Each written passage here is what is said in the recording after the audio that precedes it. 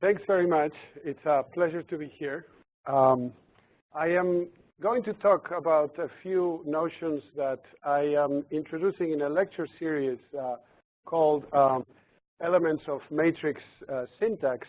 So this is really lecture 1 of that series. If anybody is interested in the others, I know some of you in the audience have already asked me about that.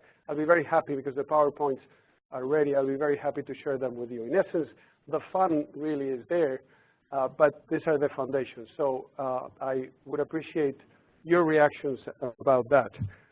The title of the first lecture, The Algorithmic Beauty of Language, comes from, well, this isn't working. Let's see if I can move this. It was, but it isn't advancing now. Yes, I think I'm going to have to use the arrow keys. Okay, no, but the arrow keys aren't working either. So something must have been retouched or something. Anyway, while we're fixing this, I'll tell you that the algorithmic beauty of plants, I believe it was the title, by Aristide Lindenmayer, and that. Yeah, there we go. Thank you very much.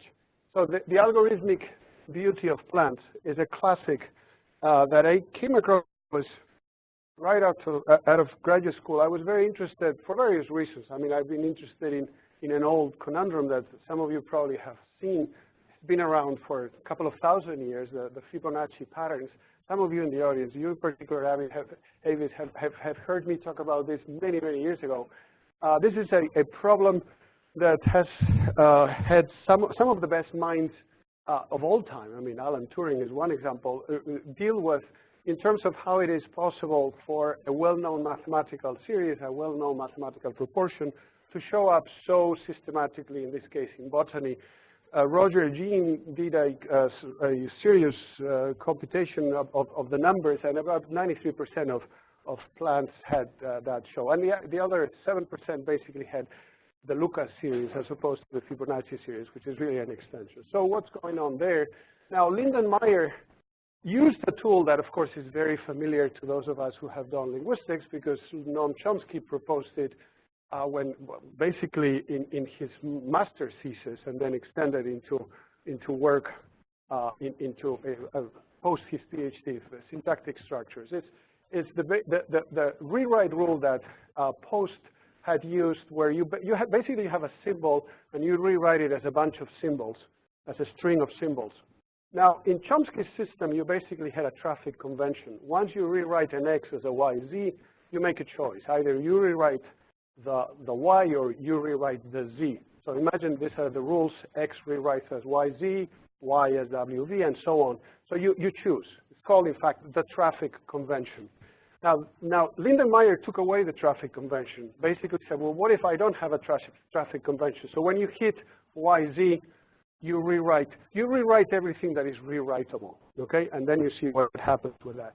Well, what happens with that is that you end up, depending on the choice of rules you use, there's a classic, very simple system of rules that gives you bifurcations that if you start then counting at each derivational line, you get the Fibonacci series. So that's one of his classic results, introducing these sorts of objects. Now, of course, that's very nice computational property, but we are interested ultimately in the embodiment of these things. How do these things emerge in nature, in actual nature? I mean, presumably the plant isn't obeying a program like that. So what is the connection between that program and whatever is going on in plant dynamics? They were studying this problem. A number of German morphologists were studying this type of problem. Wilhelm Holmeister is the classic description that he had a very insightful idea that in essence it's almost as if the features of the plant repelled one another as if they were magnets. And then he did some calculations about how that would work.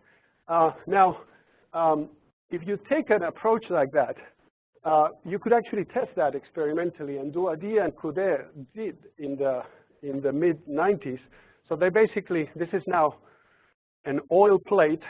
These are ferrofluid drops, so they're magnetized little drops, and they start falling at a sequence that is timed in the plate, and the plate is slowly rotating.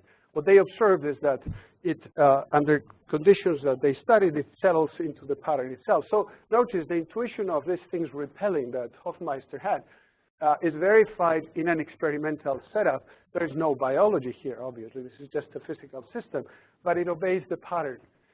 Now, I won't go into this today because, I mean, I could go on this, just on this forever, but I just want to tell you that there is very well understood math of what's going on there, and this slide has some of it. If anybody wants to come back, I'll be happy to come back to it. But here's what really interests me. When Hofmeister said that, it was out of sight very soon, very rapidly, because the origin of the species came, and of course that was a very different momentum. These were kind of like occult forces. I mean, what do you mean by magnetic forces? That doesn't make any sense. And so it fell out of fashion pretty much right away. However, from a modern perspective of how auxin works when you get by chance the formation of a stem or a feature in the plant, and how other elements get depleted. There's maxima and minima that arise there. There are actually models that will work this out in detail. This is a classic paper on that basically tell you the following, that the arrangement is essentially a mathematically best solution to a dynamical system. You have this dynamical set of forces. They're not magnetic forces. They are just auxin that is being pulled in one direction, depleted somewhere else, and so in the point of least depletion, the next one comes in, and so on. Anyway, now that is very much along the lines of it begins to be an explanation. Who knows whether this model is actually the right model for that? I mean, people still debate that, whether or not there are genetic components, epigenetic components, whether it's just physical forces, the usual, the cellular forces, etc. But at least it begins to sound like the kind of thing that it approaches a possible explanation of what might be going on. I want to use that as our model in linguistics as well. I mean, here there's a bunch of patterns going on right now. You're processing them at immense speed, and without a very deep underlying representation, it's unexplainable how this happens. So that's where I'm coming from in this. Of course, the minute you start looking at the grammars of the sort we saw, these Chomsky grammars, you're going to have to ask some very serious questions about formal languages. I will not spend a lot of time today talking about those, although I think a number of you have probably thought about this before or read about this before. So different formal levels of complexity, whether your system is just Markovian, whether your system starts allowing certain groupings called context-free, whether it allows crossing, context-sensitive. Each of those are computationally more complex than the previous. And part of what Chomsky demonstrated in the early, part of what was revolutionary of what he showed is that language, human language, is pretty high up in this hierarchy. So just to give you a flavor of that, first of all, you have simple long-range correlations in language that a number of us here, I see some of my friends here, are trying to see whether we find in animal models, okay? I mean, we might have news for you in the next 5 years or so, I hope so. So far, the jury is out on whether or not you find these correlations. What are the correlations? Well, a simple sentence like the man and then some predicate, left or something like that. Of course, you can make that more complex. The man, that, the woman, and you can make it more complex. The man that the woman said that she thinks, and so on. You can keep adding more and more elements in the subject. And of course, same thing with the subject. Has just claimed that, and you can keep adding stuff there. So this is arbitrarily large. This is arbitrarily large, and you correlate them at this level. And that's what we haven't yet found animals doing. If anybody's interested, we can come back to some of the avian models. I think that those are particularly interesting, but we'll have to see whether or not fair tests in their terms yield something like this. Regardless, I believe that animals can be extremely smart. That's what we would be testing for this kind of correlation. There are bigger correlations in language that I'm not going to go into at all today. In fact, where most of the fun is is when you get complex relative clauses that intermingle with other embeddings and so on. We do this I'm doing it right now, and you're processing it right now. We have that very well typified, and we could talk about that in more detail as well. That's what the other 4 lectures are about. But today I'm going to concentrate on the simpler elements. So all of this led the young Chomsky to propose, well, look, something has to be going on here that is probably not too different from what happens in phyllotaxis in plants. Some pattern is here that is, to a large extent, innate to our babies because they acquire this system without any effort. And in fact, by age 2 or 3, they're doing this at the time that they can barely tie their shoelaces or even clean after themselves. And they're doing this very complex computation. So some of this must be inside. And the present talk really is about only and all attested patterns of a certain form, a very simplified form that is what linguists call first merge, or the relationship between a head and a complement. And we want to see whether providing a formal description of that gets us closer to eventually what the Holy Grail would be, some neurophysiological embodiment of this. I can tell you right away, I don't think anybody out there have a clue yet how to embody this in the brain, but we do think that going through the exercise that they did in plant botany is not wasted, in the sense that if we understand how it works formally, we may be then ready to ask the tougher questions about how this could be possibly embedded. So let's do some syntax here. It's going to be very little syntax, don't worry. It's going to be something as simple as Brutus killed Caesar. And even in such a simple sentence like Brutus killed Caesar, you have very dramatic differences between what is the subject and what is the object. Sometimes this is missed big time, and people waste a lot of time not realizing how different the subject is from the object. So I'm mostly going to concentrate on the verb-object or head-complement relation. So any of you who may have taken a linguistics class or have students who've taken a linguistics class would have seen an asymmetric tree like this, where the subject is higher than the object. And this is what we call first merge. This is not first merge. So you might want to ask, well, how do you know that's the basic structure? How do you know that that asymmetry plays there? Why is it not flat like this? Or why is it not the opposite asymmetry, where the subject gets close to the object and the other guy gets high? That's a fair question to ask, and in fact, our undergraduate students is the first one that they ask, and they should be asking if they're paying attention. Well, so we have empirical evidence that I'm not going to review in detail, but basically you have things like this. You cannot, the unity here is much stronger than the unity there. Notice, Brutus never killed Caesar. Okay, Brutus killed never Caesar. Right, so there's an element of ungrammaticality that gets produced if you break this unit. That's a classic type of argument. There are others. So for example, if you elide hypothetical objects, hypothetical constituents, it changes whether you're eliding the hypothetical one or the other one. So for instance, if I said Brutus 2, okay, as opposed to Brutus killed 2. Brutus 2, if I have said, I don't know, Antony killed Caesar, I can say, well, Brutus 2. Right? You get a difference in ellipses. We like to elide constituents, but not chunks that are distributed across constituencies. That's another type of argument that you could construct. Another type of argument is just displacing the things around. So for instance, Brutus said he would kill Caesar. Well, kill Caesar he did. Notice, I am displacing kill Caesar. I couldn't have said Brutus killed he did, or Brutus killed did Caesar, or any of those other things. These are basic arguments that we provide to our undergraduates when we argue for the reality of a verb phrase as opposed to a hypothetical subject phrase or flatness, okay? So these are what we call head-complement relations, and I want you to take my word for this today, and if you want to come back into the discussion session, I will give you evidence for why we think they're so very different, semantically, phonologically, and so on, from, so the verb complement, or the head-complement relation is very different from the verb and the rest, okay? So take that as a given, and let's see what kind of objects we obtain. Notice, by the way, that the fact that we are restricting ourselves to just heads and complements doesn't preclude us from getting an infinitely large output. So for instance, look at this. kill relatives of friends of senators with lovers of poems about, I could go on.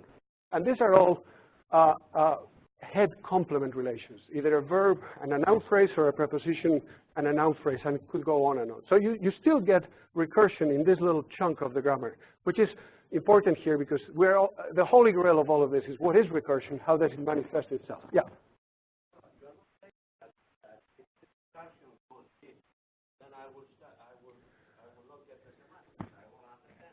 Let me return to that. There's a difference.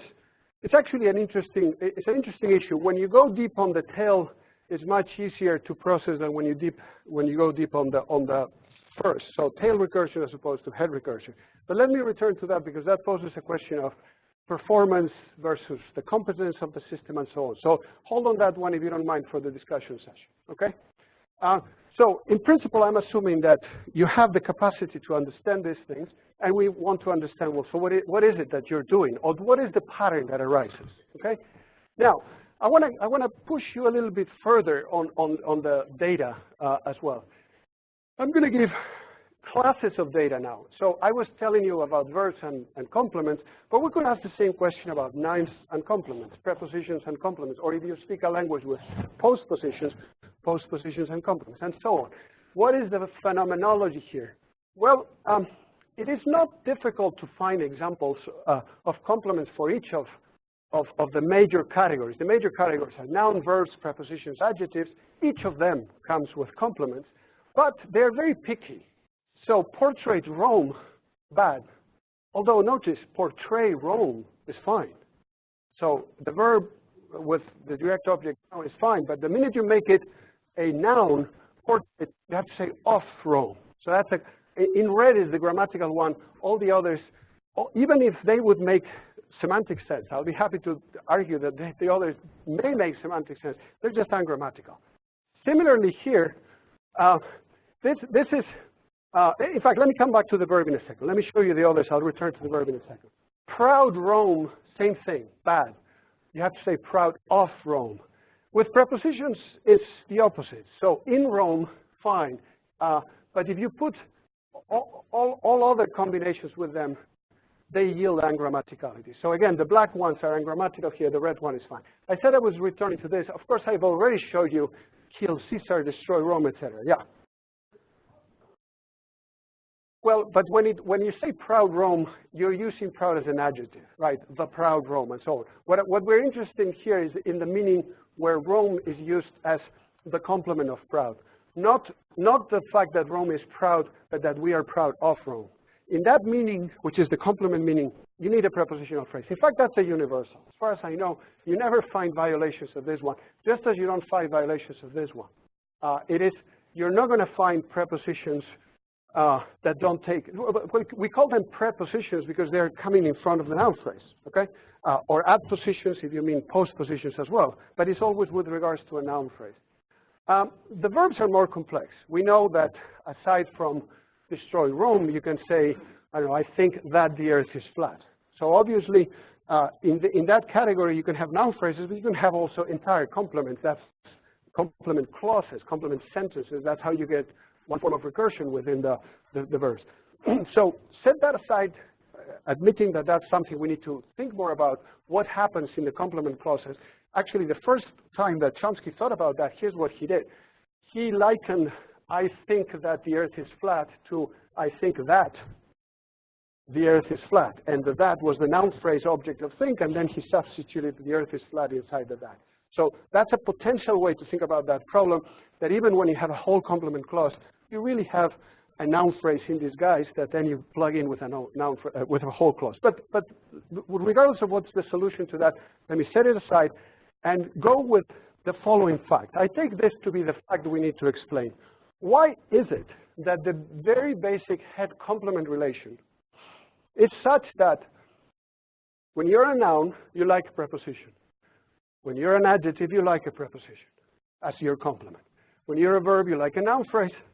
When you're a preposition, you like a noun phrase. Why not the others? Why not random? Why not, right? That's a pattern, okay? That's a pattern that needs to be explained. So take that to be my core fact that I want to talk to you about and see if we have a way to go about that. I was, for the last couple of years, while I was hiding in the provost's office, I didn't tell this to my friends, but every Friday or so, I was meeting with Michael Jarrett in the Joint Quantum Institute, who is now in the Perimeter Institute, trying to work some of this. That was the best days of my week were those moments. So Michael came up with the following graph that basically these categories in an interesting way. So we have a verb phrase, noun phrase, prepositional phrase, adjectival phrase, and he now thinks of the preposition or the verb as operators. Those hats are basically, they're meant in the sense you guys mean when you have an operator. And I'm going to give you more on those operators. So think of those as hats. Basically, you can think of a preposition as taking you from a noun phrase to a prepositional phrase. Or you can think of an adjective as taking you from a prepositional phrase to an adjectival phrase. Now, given the phenomenology of what we saw, there's this interesting cycle in the middle, and then there's this peripheral objects. Okay, that basically describes what the facts as we just saw. In other words, if this graph is the way it works, you can see that, well, if you ask me, well, so why is it that you don't take a PP here? Well, there isn't a PP here. There's an NP. Okay, yeah.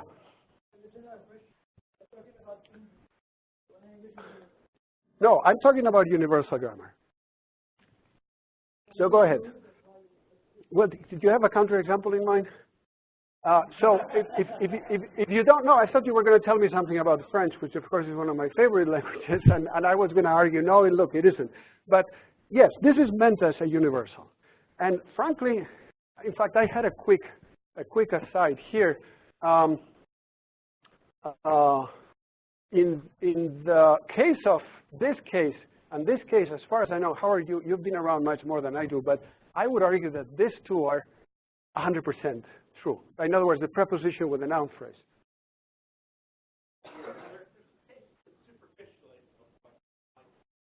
So you have in mind like prepositions that get prepositional phrases, something like that?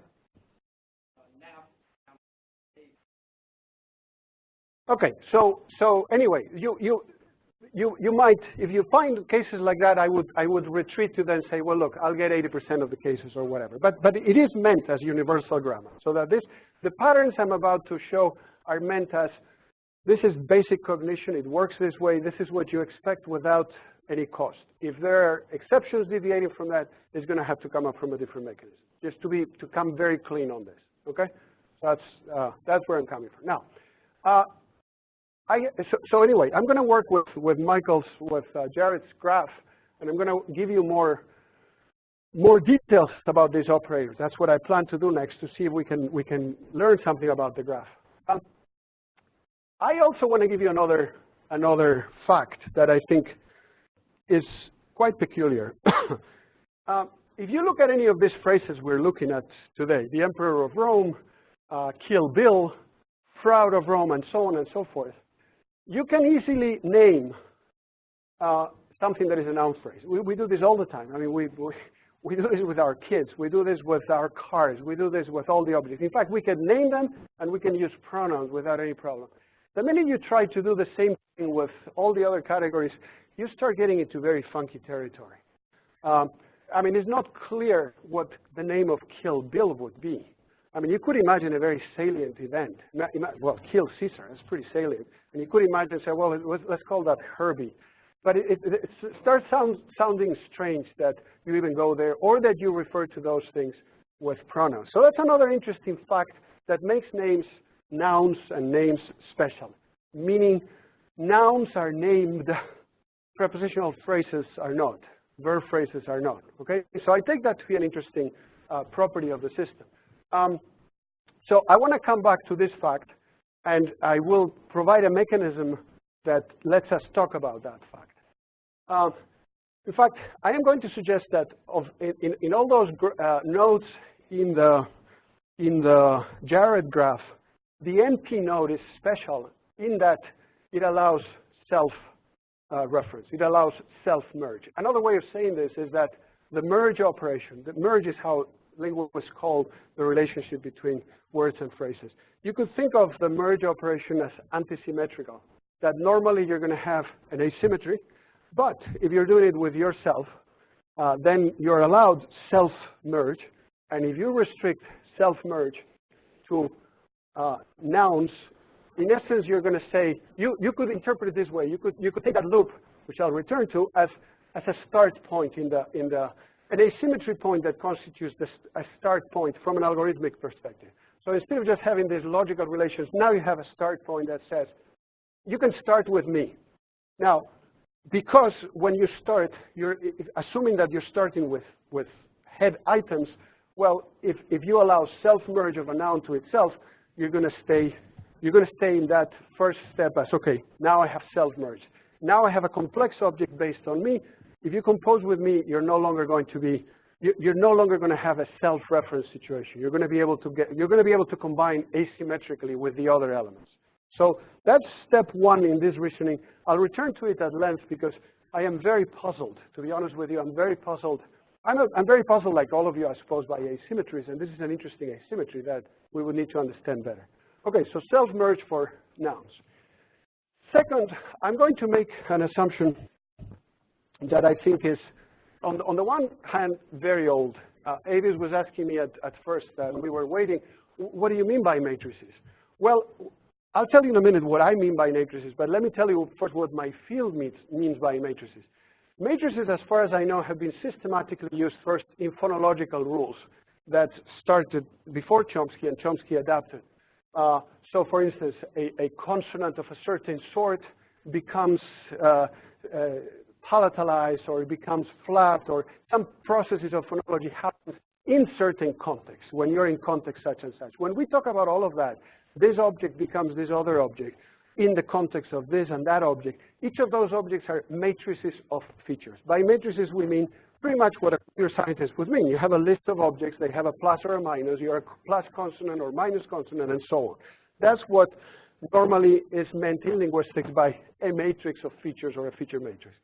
In 1974, in a Linguistics Institute in Amherst, Chomsky made a very bold claim, as he usually does, to propose that those features of that sort allow you to separate nouns, verbs, adjectives, and elsewhere. Those are the parts of speech from the tradition. Those go back to the Greeks and have been for a couple of thousand years around. He says there's a deeper way to talk about all of that.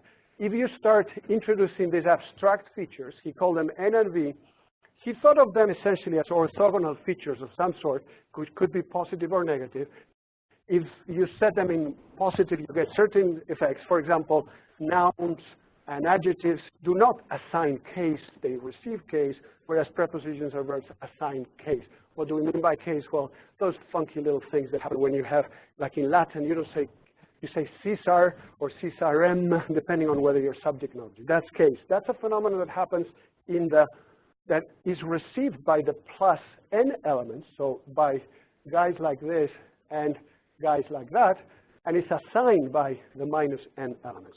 Now, that abstract talk is possible the minute you use those orthogonal N and V features. Otherwise, you wouldn't be able to talk about that. Okay, so that's Chomsky. This is, we routinely teach this to our undergraduates as well. So I don't want to take any credit for any of that. Here's where I'm going to go with that. First, we could say, well, all right, so the Jared graph could be, we could use these objects. Instead of having preposition and noun and verb and so on, we could actually plug in these objects. But as such, that is not doing much. I mean, sure, it's a fancy way to talk about the same thing, but it hasn't really given us much insight so far. The same graph where I had, for example, let's say adjective, now I have plus n plus v. Okay? Now, here's where I think this is now, you can blame this one on me. So I'm going to take these matrices now very seriously. I'm going to make the fundamental assumption that the orthogonal, quote, orthogonal features that Chomsky talked about are going to be orthogonal objects, for instance, 1 and I, in the sense that they're orthogonal unit vectors. So I'm going to make that assumption. That is either going to be right or wrong, but it is my fundamental assumption. So I'm going to take the orthogonality of those objects meant substantively in a very simple formal way. Because frankly, I want to operate with these things. I cannot multiply n times v, but I can multiply 1 times I and see what happens. Okay? So that's fundamental assumption for me. Second, as I say, I'm going to take the matrices very seriously. And in fact, I think because square matrices are easier to operate with than vectors, and you can start seeing properties, I'm going to take the vectors, I'm going to take these types of vectors that you have here, which by the fundamental assumption are going to be 1 minus I and so on. I'm going to put them in matrix format. So the Jarrett's n operator is going to be this matrix, and so on. By the way, those of you who are familiar with the Pauli matrices, those should be ringing a bell. They're very much like the Pauli matrices. The main difference, of course, is that one element is real, the other one is imaginary. But you will see in a minute that they relate very much to the Pauli matrices of the traditional ones. Anyway, so we're at this point now where Chomsky's matrices have this expression, okay? I am, moreover, going to do the next obvious step. I'm going to take these linear operators as modifying space in the concrete way that matrix multiplication does.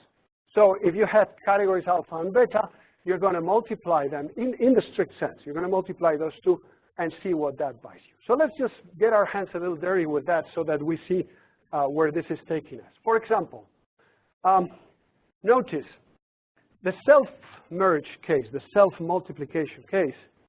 It is actually easy to see that if you start multiplying all those Chomsky matrices by themselves, the result is always going to be Pauli's Z. This is Pauli's Z, 1 minus 1. So it's any form of self-multiplication starting with the Chomsky objects is going to neutralize to this object.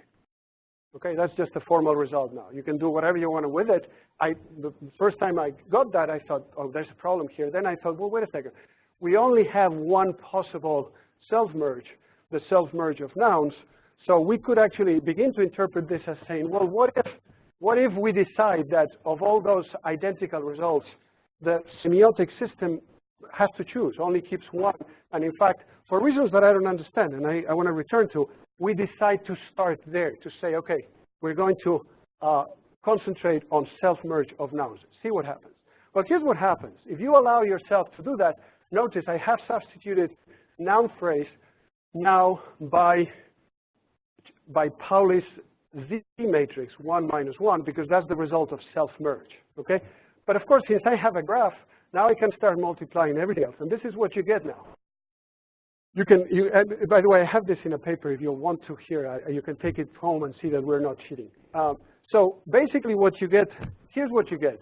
So we started with this guy, and then of course, once you have values here, you simply plug in the values and you start seeing where you get elsewhere in the graph. Sometimes you terminate here, sometimes you go back into the graph. So you end up having this situation where each of the matrix multiplications has two outputs.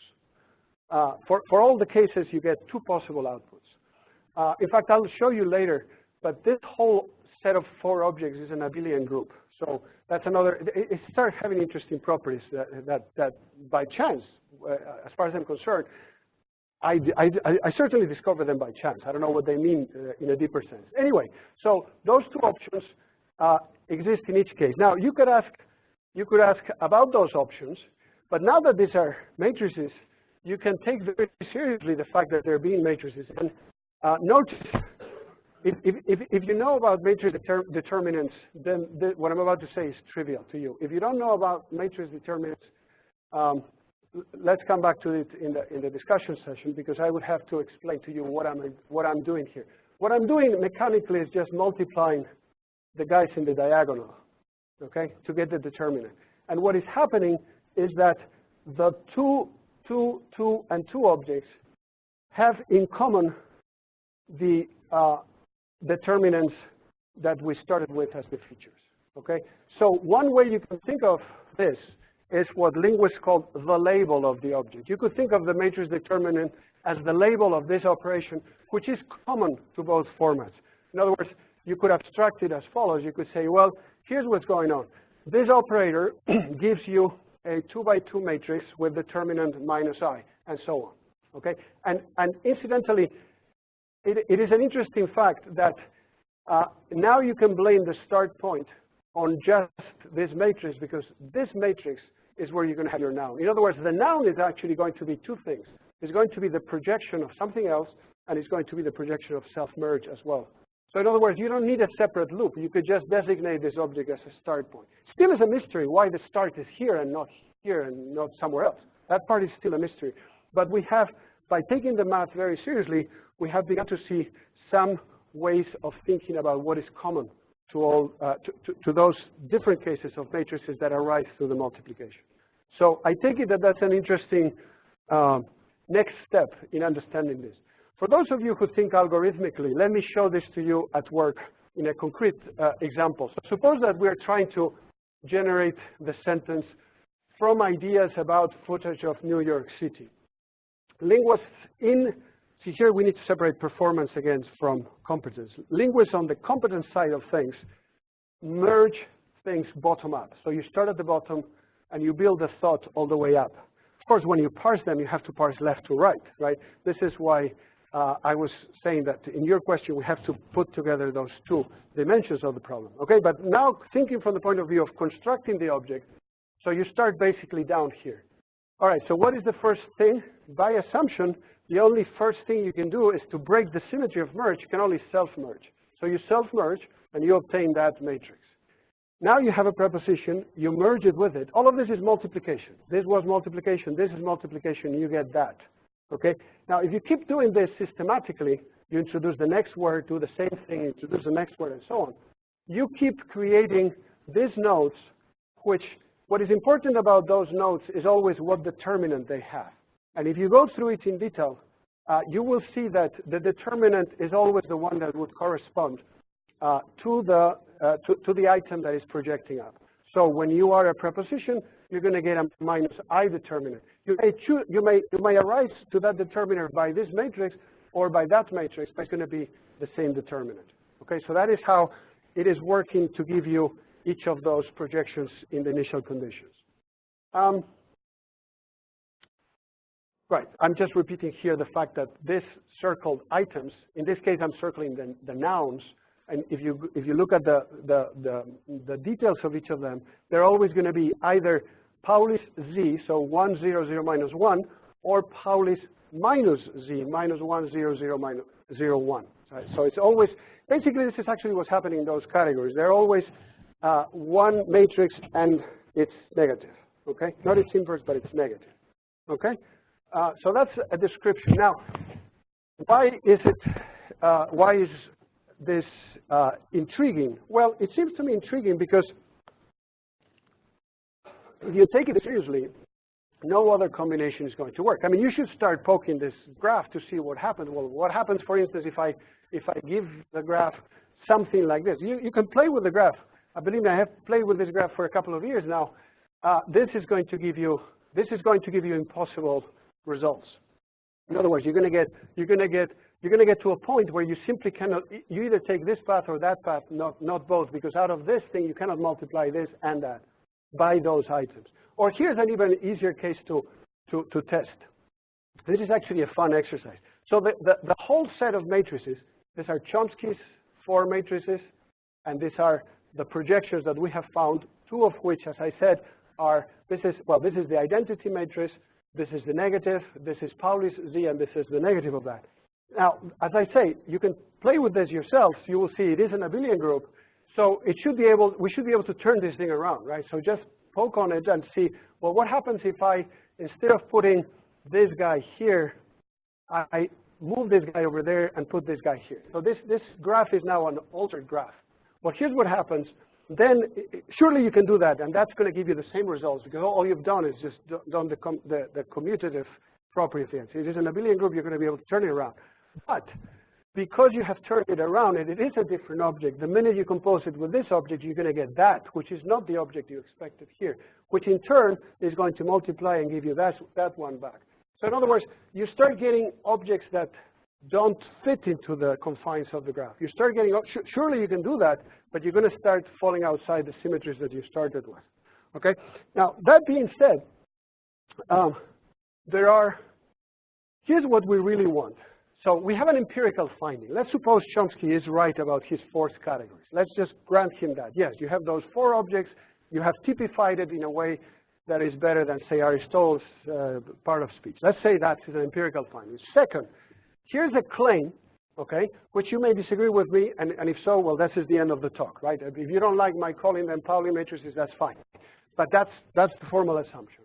Second, I'm making this substantive claim about the assumption, in particular, making Chomsky's orthogonal features mathematically orthogonal. Those are the steps. So then what we want to see is why is it that this is the graph? And in particular, it is puzzling why this object is, why do you start here? Why don't you start there? Or why do you start? I mean, you could argue that if you start here, you're going to be dead upon arrival because you can't go anywhere. But you should at least ask the question, well, why don't you start there? Okay? Since I have a few minutes and I don't want to plug this too much, this is totally speculative now, okay? And it relates to the other talks, so I'll just throw it out there to see what you think. Well, because these things are matrices, you can start asking serious questions about them, like are they Hermitian? Hermitian matrix basically is going to be a matrix that has to have real numbers in the diagonal, and the guys in the off diagonal are either identical real numbers, so 0, 0, 1, 1, or if they are imaginary, it would have like I minus I and minus I. Again, if you know what a Hermitian matrix is, you know that this is the case. They're very important in physics for reasons that I talk about in the other talks, but I'll just set that aside now. Now, descriptively speaking of this, it is pretty easy to show that these guys are non-Hermitian, whereas these guys are Hermitian. I mean, look, this one is trivially so, the identity matrix, right? I mean, that's real, and those guys are 0, 0. And this is not as trivial, but it's these are real numbers, so those are Hermitian as well. So you could start saying, well, perhaps part of what's going on here is that Hermitian, for some reason, is important, and the system somehow wants to take you from a non-Hermitian state to a Hermitian state. I mean, if that's the description, this is a non-Hermitian state at the core of the graph that takes you to a Hermitian state. So it may make, if that's what you want, to start in a non-Hermitian state and bring it to a Hermitian state, that graph does it. Whereas if you were to start here, you would have started in a Hermitian state that carries you to a non-Hermitian one. So if you're worried about that, that may be one way to rationalize why you start here. Now, make no mistakes. You should be asking me, well, but why in the noun and not in the verb? You could have started in, the verb is as Hermitian as the noun. And by Chomsky's representation, this is a noun and this is a verb. So why not start in the verb? Why not self-merge the verb and do everything else? So in other words, why don't have a language prime that works just like the what I said, but starts in the verb? Yeah.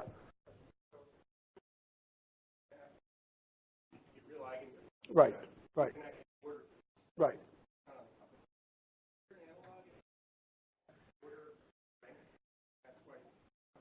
I want to claim in the other talks that the answer is yes. Now, to show you that in detail, I would have to get our hands dirty on the other stuff, because that's partly why I was asking Steve for help and so on, because I think the answer is yes, but it is a delicate argument. Nothing here is going to be simple beyond this first talk. You're really going to need to go into, in fact, I can tell you my next thing is going to be to do the tensor products of this guy, see what happens beyond head-complement relations once you go beyond. And then I think if you don't look for Hermitian objects, you're going to be dead upon arrival in the larger Hilbert space that you get that way. So I think that's the short answer to a very deep question. Okay, this is probably a yeah.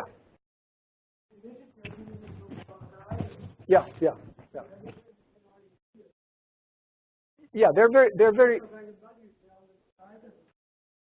right. These ones are very trivial. This is what I'm saying. Once you start going into the outer, once you go into the outer products of this thing, you're going to get 4 by 4 matrices, and then more interesting things happen. I'll be happy to send you the PowerPoint so we can talk about that more. Where it's not so trivial for the matrices to be or not be Hermitian. That's where, because they're going to have multiple values, and I believe we have 256 4 by 4 matrices to play with, and then it is very crucial to separate the ones that are Hermitian as opposed to the others. Yeah. Say it again. No, I understand. And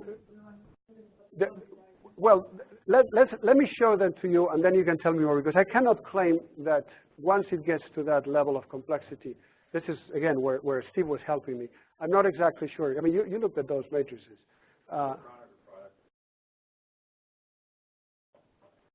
Yeah, I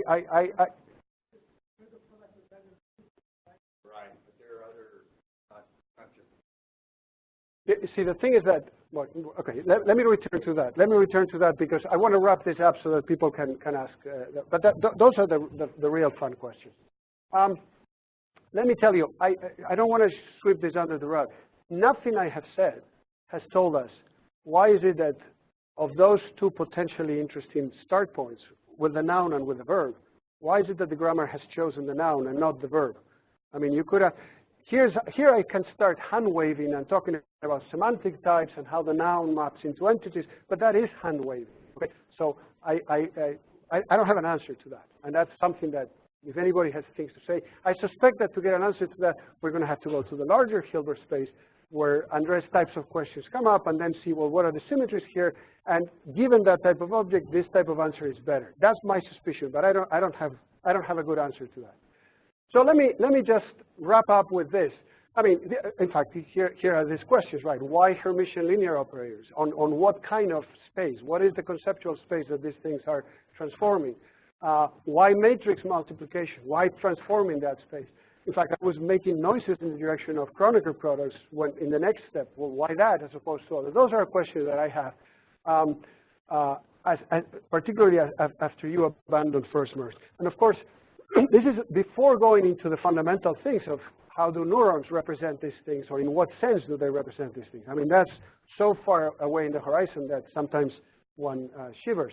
Now, but I think what is important here is that the assumptions are all on the table. We can start poking this system. We can start asking these questions. By having taken the formal system very seriously, we could at least see whether that was the wrong assumption. What was wrong? Was Chomsky's assumption wrong about the objects? Was the assumption about thinking of the orthogonal elements as I and 1? Was the matrix assumption? They're all on the table, so we can start playing with them and see which one we can tweak and still get facts or not. Clearly, we're building a Hilbert space, and as I say, I have the paper here. If anyone wants to see the first step of the construction, and if anyone wants to see where the PowerPoints are going. Is the beauty, this is the slide, is it algorithmic?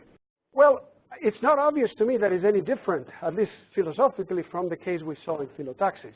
I mean, granted, in that case, we have understood pretty much, or at least we have a pretty good idea of what's going on, among other things, because we can start chopping parts of plants and see what happens when we chop them and so on. We can do that with babies, thank God, but we can, we can play with them and start filling the gaps as much as we have. But I think it's pretty amazing, a tribute to Chomsky's legacy, that we can begin to ask these kinds of questions in an audience full of, hard sciences. So I appreciate you having me here. Thanks.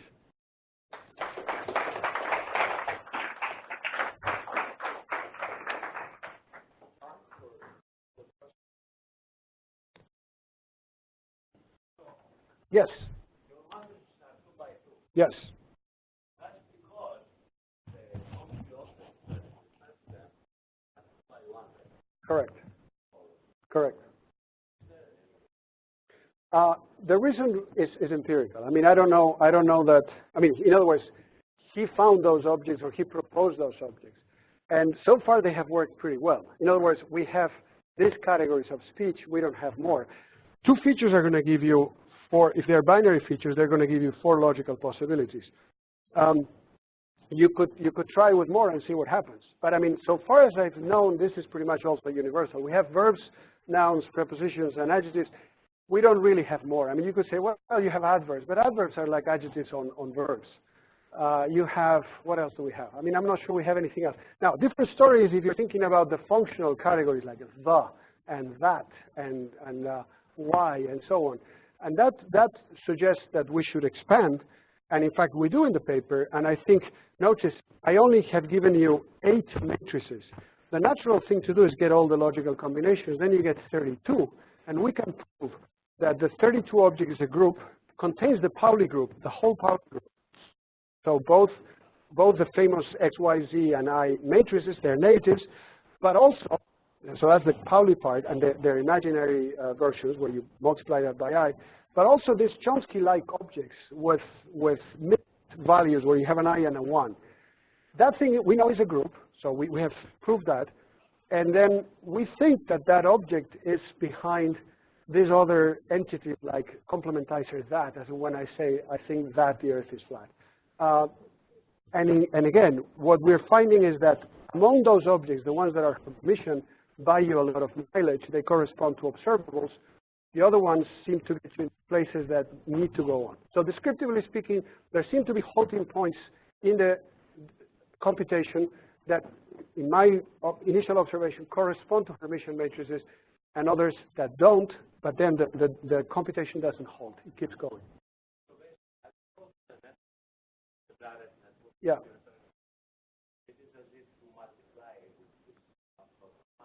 Yes. Yes. Now, here's my point. Everything you said is a word of words. Yes. However, the words have meaning. Yes. And you can't help it. Yes. Sure. Words, you have all the Yeah. Yeah. So they're multidimensional.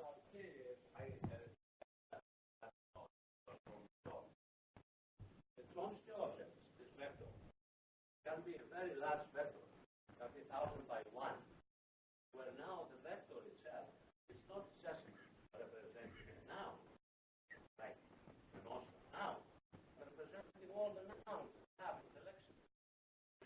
In other words, right.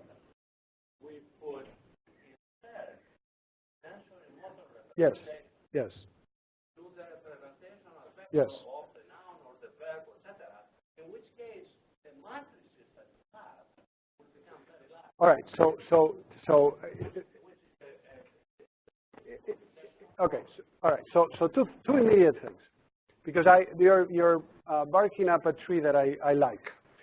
I think that indeed the lexicon, the human lexicon, is multidimensional, and this is just giving you the bare bones of. Remember, this was first merged. This is sort of like the first pass that tells you, look, if you have a verb here, you need a noun, or if you have a preposition, you need a noun. Now, we know that things are way more nuanced than that. So, for instance, there are mass nouns, and there are animate nouns, and so on, right? You could keep going, more and more fine distinctions. In fact, sometimes linguists quip about to distinguish a goose from a duck, you need something like plus or minus long neck or something, right? So it can go on and on and on. So you're quite right. In fact, I would say more than 1,000. It's probably more like tens of thousands of those. Now, if you have these vectors, well, you can make them as many as you want. Now, I believe this is an observation of John Bresnan in the 70s. No matter how many dimensions we have, the transformations of syntax seem to be constrained by this very dull top of the dimensions. So it's almost as if you were allowed multiple dimensions, but somehow you always have to start at that core and make sure that that part works, and then you can get into the nuances. So there is no process of grammar that targets plus or minus long neck in a duck. No. However, there are many processes of grammar that target whether you're a noun or a verb. For instance, passive happens in the nouns, it doesn't happen in the verbs. Right? So we have to be careful with that. But you said another very important thing about multiplying the dimensionality. Even before going into lexical considerations, I am going to face that problem right on. When Andrea was asking his question, I was saying, well, I want to do tensor products with those things. Well, immediately, right there, you're going to get, every time you apply a tensor product, you're going to get multiply the dimensions, right? So I'm going to call that an explosion problem. The explosion problem arises for subjects. So part of the reason I put your attention aside from subjects is because they explode. Now, beautiful explosions. I love explosions. I'm a Basque. So when you have explosions, unlike what we do, you want to compress them, right? Well, but if you compress them, then you start making noises in the direction of, why is it that you like certain matrices? Well, I'm going to like those matrices that are going to allow me compression. What are going to be those? Well, ideally, I'm going to look for eigenvalues that are 0, so I just can compress the hell out of that thing. So that's really, in a nutshell, what I go in the other talks. I say, well, first you need the explosion, because otherwise you're not going to get head recursion. You're only going to get tail recursion. That doesn't go anywhere. But the minute you introduce real recursion, it explodes. So you need a mechanism, which in my work I call multiple spellout, that basically says compress. Now, as you know, your math is much better than mine, not everything is compressible. That's my line of why certain objects are the ones the grammar has chosen. The grammar is very smart, has chosen those objects that are compressible. So you expand, but then boom, you collect back, and everything keeps being intelligible. At least in spoken speech. Now, those of you who are smarter than me, or Chomsky and so on, maybe when you're thinking you don't compress. I don't know. I don't know about that because we don't have access to that. But I would bet that part of this accordion aspect that you explode and compress is a fascinating price we pay for being speech animals, which some of you, depending on which day of the week you ask me, I may say, well, it's sad. Other days I say it's actually fascinating because if we hadn't compressed ourselves, it would be as messy as it is inside here, at least for me. So I think it's actually good news that you have to restrict, not just allow this orgy of operations. So that's the other aspect in which what I think you're saying is very important. Multiply, compress back. Yeah.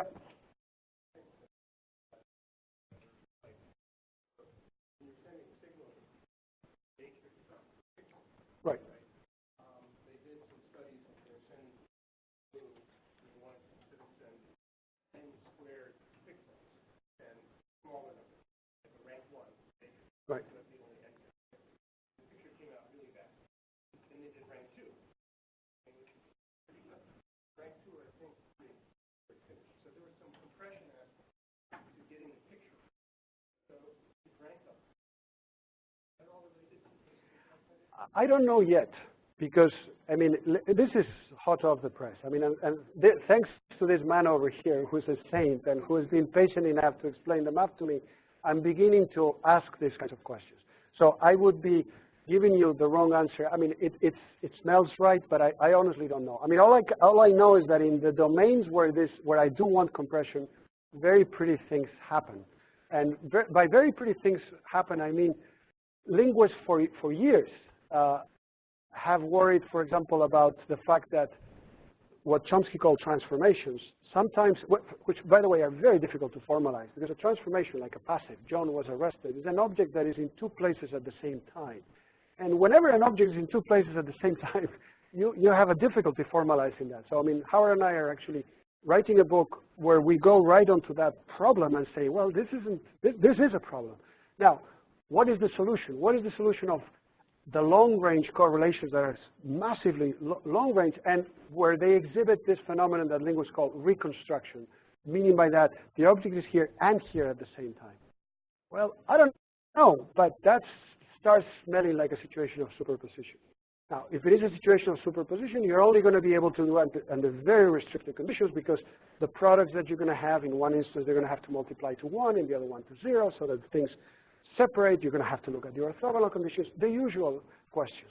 Moreover, another big debate that we have in linguistics is between movement people, like Howard and myself, and control people, like our friend Norbert Hornstein, who try to liken other long-range correlations to movement. Some of us are skeptical, but this language allows you to talk about that, because if you're going to have superpositions in the Hilbert space, you could also have entanglements.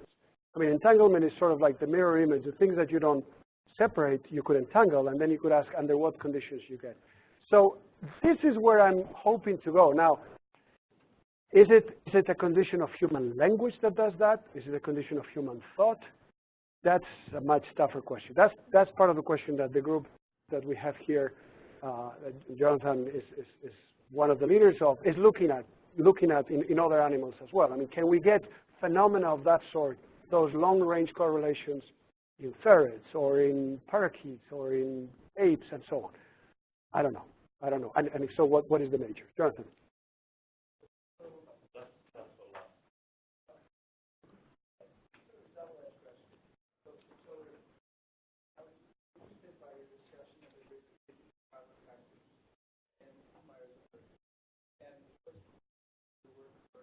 Right.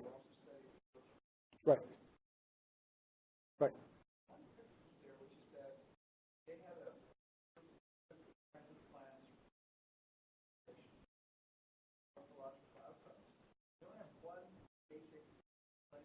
Yeah.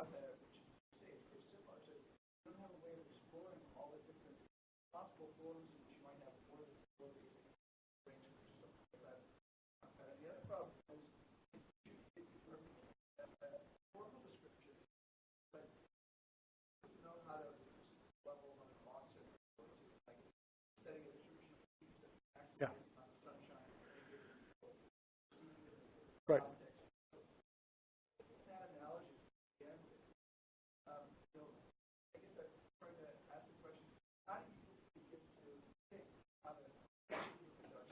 Right. What's the most promising way Right. to look for underlying mechanisms providing this kind of structure?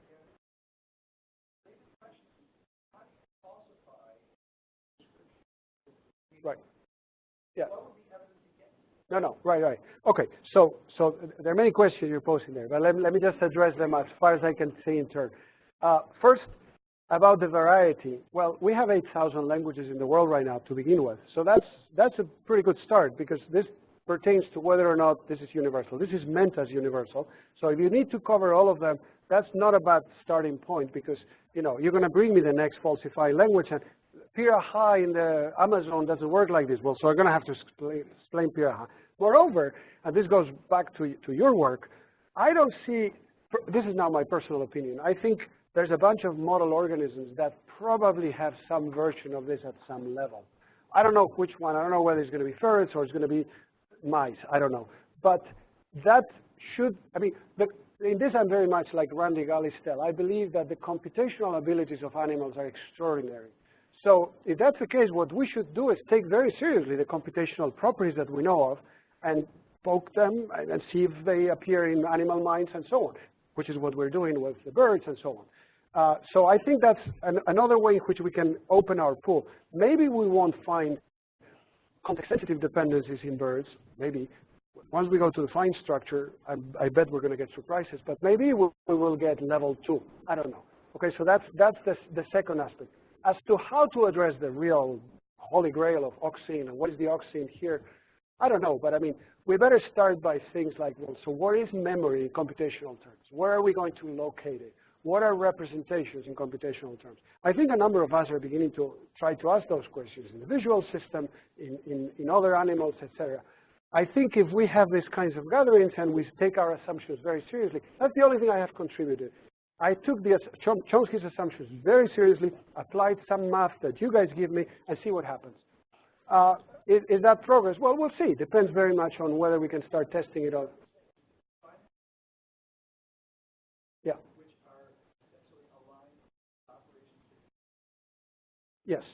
Yes. That's very much what I would hope now. Whether we need to use parakeets or kids or a combination or a phasics, I don't know. But it's going to take a village. That's clear. I hope this is going to get many more of this wonderful discussion. Thank you.